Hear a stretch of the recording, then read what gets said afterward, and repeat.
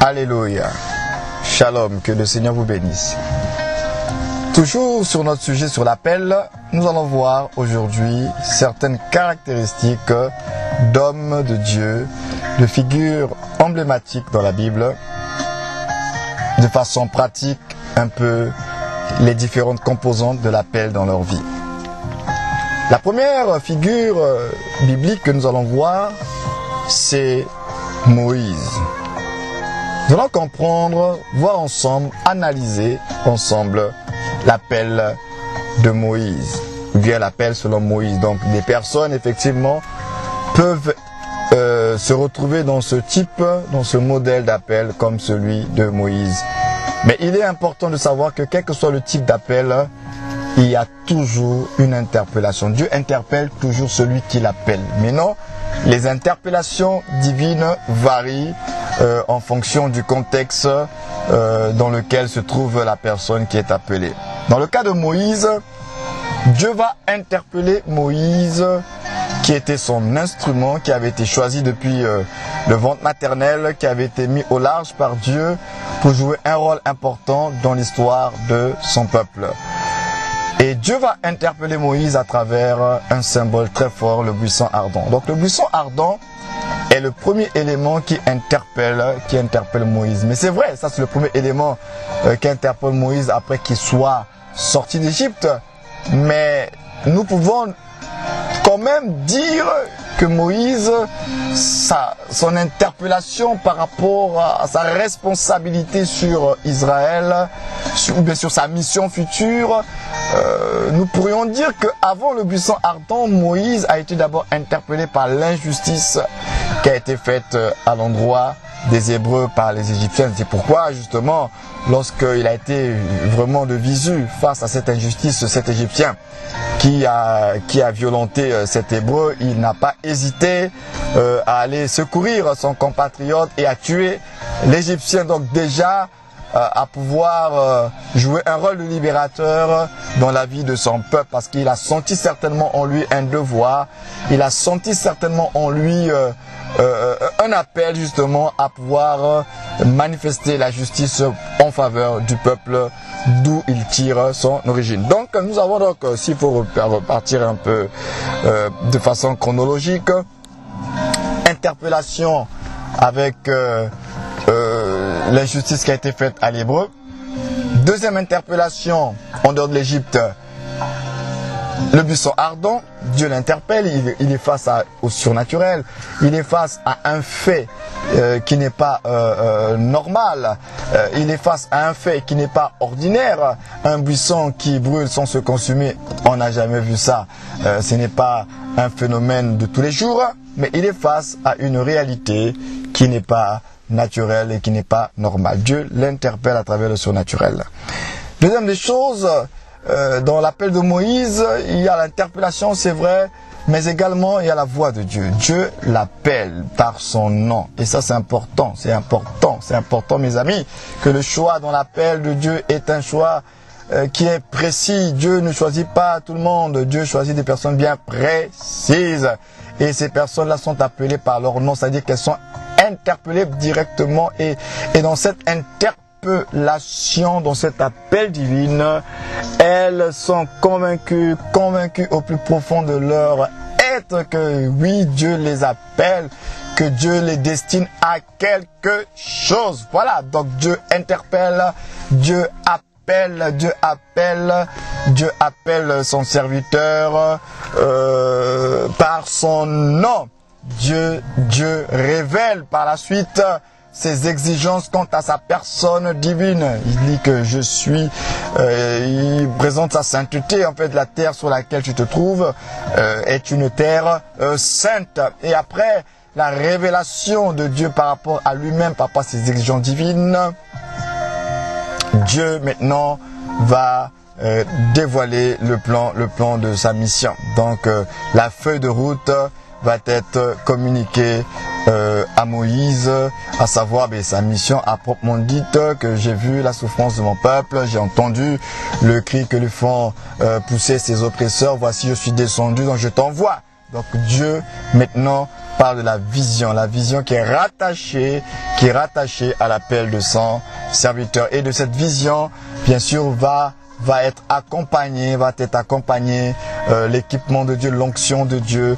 Et Dieu va communiquer à Moïse une capacité d'opérer dans le surnaturel. Le bâton qui devient un serpent, la main dans le sein où en ressortant c'est de la lèpre. Bref, Moïse est équipé, Moïse est rassuré parce que le Seigneur dit à Moïse, je serai avec toi. Donc dans l'appel, dans le service, finalement, on se rend compte qu'il y a des étapes et on n'est pas seul. Dieu est avec nous. Alléluia, gloire soit rendue à l'Éternel. Voilà, ça c'était l'appel selon Moïse. Nous avons l'appel selon David, de type David. David ici est oint dans sa royauté par une corne d'huile. Et déjà, le fait d'être oint par une corne d'huile est un moyen aussi d'interpellation parce que seuls les rois, c'est les rois qui étaient oints de cette façon. Les rois, certains sacrificateurs, si je ne me trompe pas. Donc, il est oint, la corne d'huile, oint David. Il y a la visite de Samuel dans la maison de son père et le choix bien sûr de David. Donc David est choisi, lui qui était l'insignifiant parmi ses frères. Il est choisi oint avec une corne d'huile pour devenir le futur roi d'Israël. Dieu avait déjà choisi ce petit homme. C'est pourquoi dans le choix de Dieu, Dieu l'avait gardé. C'est pourquoi c'est important, c'est très important ce que je veux dire aussi, que les choix de Dieu sont gardés, préservés par Dieu pour leur manifestation dans le temps de Dieu. Alléluia. Moïse était un choix de Dieu, gardé, sauvé des eaux. David était un choix de Dieu, gardé, préservé de la patte de l'ours, préservé des griffes du lion pour pouvoir se manifester face à Goliath. Donc il a eu des symboles par rapport à son appel, la corne d'huile, la présence même de Samuel qui était le prophète dans la maison de son père et la confirmation qu'il était l'homme selon le cœur de Dieu, donc le choix de Dieu. Nous avons l'appel selon Élisée. Élisée, lorsqu'il fut appelé par Dieu, il reçut le manteau d'Élie. Mais déjà Dieu parla à Élie sur Élisée, mais Élisée ne savait pas que Dieu parlait de lui à Élie. Et lorsque Élie va rencontrer, c'est-à-dire Élie l'envoyé de Dieu, lorsqu'il va rencontrer Élisée, il va jeter sur Élisée le manteau qui était un symbole.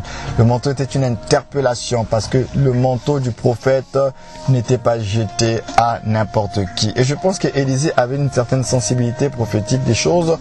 Voilà pourquoi lorsqu'il reçut le manteau d'Élie, y compris dans un langage prophétique, qu'il devait suivre, qu'il devait marcher, qu'il devait rentrer dans l'école de cet homme parce qu'assurément il devait justement devenir l'héritier, bénéficier de l'héritage spirituel de cet homme à travers le manteau d'Élie. Alléluia. Et nous avons vu qu'il a été à l'école d'Élie, à l'école de l'homme de Dieu, pour apprendre. Il a appris, il a servi, jusqu'à ce que il a encore marché de Gilgal à Bethel, de Bethel à Jéricho et de Jéricho au Jourdain, pour pouvoir finalement pleinement rentrer dans son appel et traverser le Jourdain avec le manteau du Dieu d'Élie, qui était maintenant son Dieu, qui était maintenant avec lui. Voilà. Et après, ben voilà, il a accompli ce qu'il avait accompli. Donc voilà un peu le type d'appel selon Élisée. Et ça, c'est vraiment important. Nous avons bien sûr l'appel aussi de Saül. Saül a été appelé et il a été interpellé dans son appel par l'égarement des ânesses de son père. Les ânesses de son père ont été perdues. Et le fait que ces ânesses soient perdues, Saül va donc aller à la recherche de ces ânesses et il va dans cette quête des ânesses de son père rencontrer le prophète Samuel. Voilà. Donc, ce qui fait que, à travers même la vie de Saül, on peut comprendre qu'une situation, une circonstance triste, dramatique, déplorable plutôt, peut nous amener à entrer pleinement dans le plan de Dieu. Les années s'étaient perdues, c'était la désolation, c'était la tristesse, mais à travers la perte des années, l'homme Saül avait une rencontre, un rendez-vous avec Dieu. Alléluia! Gloire soit rendue au Seigneur. Voilà, donc les années se perdent, il rencontre Samuel et il rentre pleinement dans l'accomplissement du choix de Dieu. Dieu l'a choisi pour pouvoir, pendant cette circonstance de la vie d'Israël, être le premier roi d'Israël. Voilà. Et nous avons l'appel selon Gédéon. Dieu interpelle, il y a une crise qui est là, c'est la guerre. C'est la guerre, c'est la guerre. Et face à cette guerre, à cette oppression de l'adversaire, Dieu envoie un ange qui vient visiter Gédéon. Et qui bien sûr l'appelle par son nom. Et qui bien sûr le voit tel que Dieu le voit. Donc il y a la crise qui interpelle. Il y a la révélation de l'ange. Dieu visite Gédéon, qui était le plus petit d'ailleurs de sa famille. Donc Dieu l'appelle tel qu'il est. Et Dieu le voyait, c'était le vaillant héros. Dieu voyait le libérateur. Dieu voyait en lui le sauveur. Le sauveur. Donc nous avons la toison aussi mouillée. À travers la toison, Dieu confirme que réellement c'était lui son choix.